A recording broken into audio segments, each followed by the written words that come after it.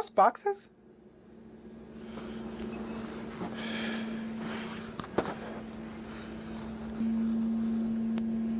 These flowers are dying. Okay, that's better. It's not as much.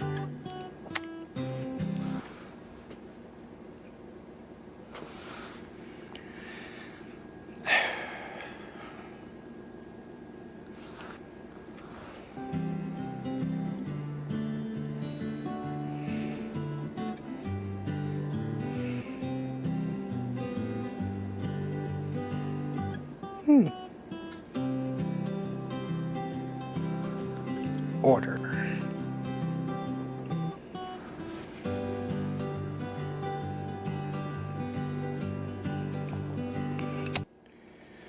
So yeah, my recording setup sucks.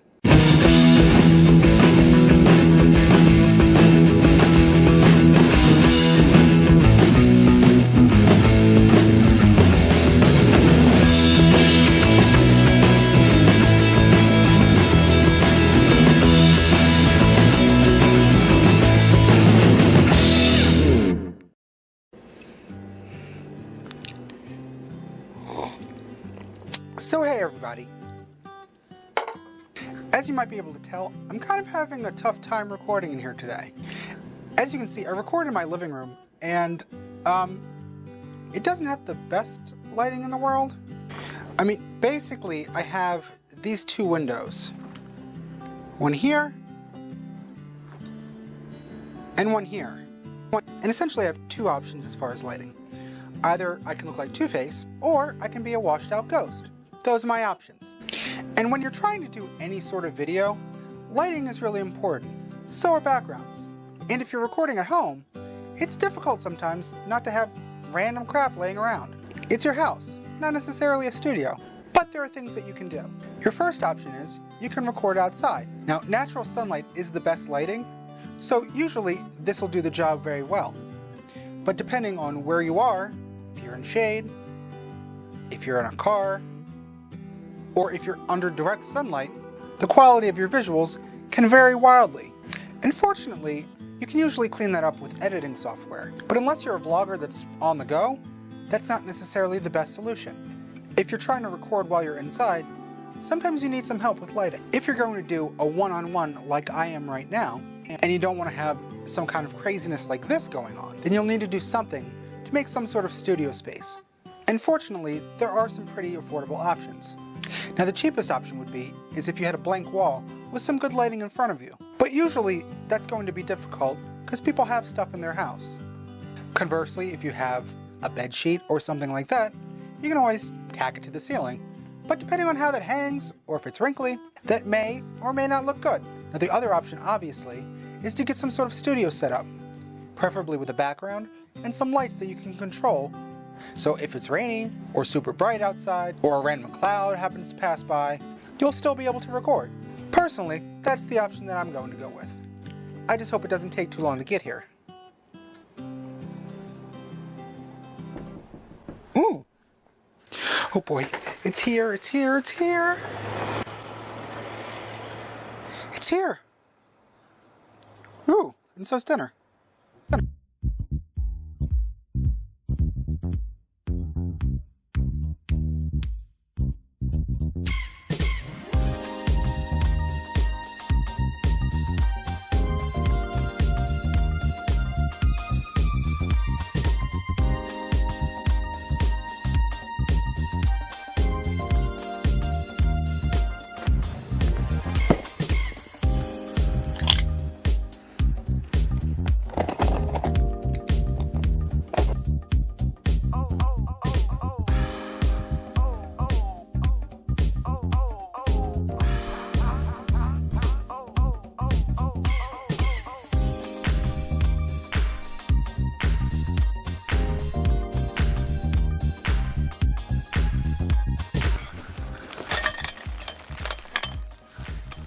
So this is going to be a somewhat comprehensive review of the Photo Studio Continuous Lighting Kit.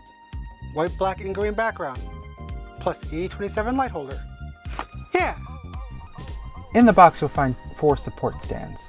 2 for the lights, and then 2 for the backdrop. The base of each of these is a tripod, and as you can see, it just screws into place.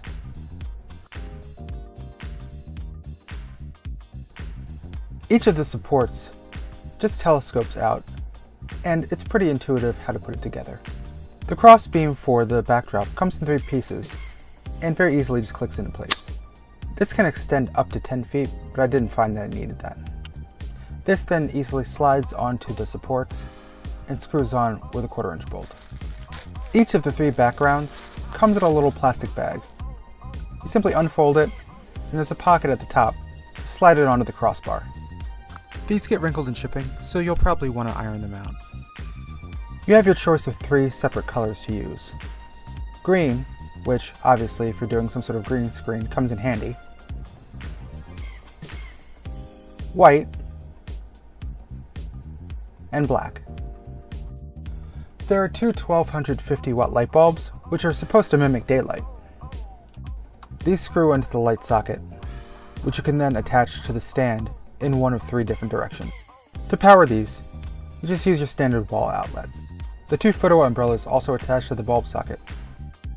So my final verdict is that it is okay. It definitely has some issues. The most obvious issue is that the backgrounds are extremely thin. Ultimately, I doubled the backgrounds to make it look solid.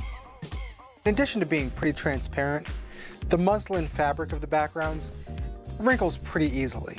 To be honest, they came out of the box with creases in them.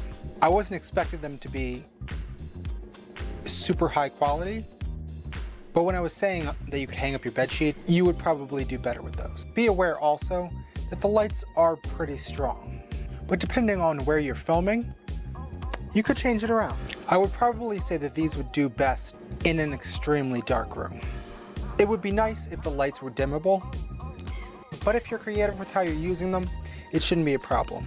All of that being said, the stands all seem pretty sturdy.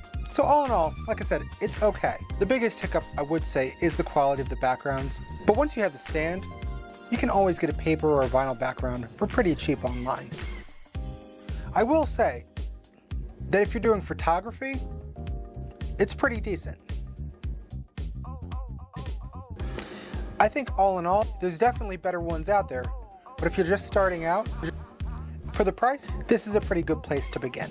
So those are my thoughts.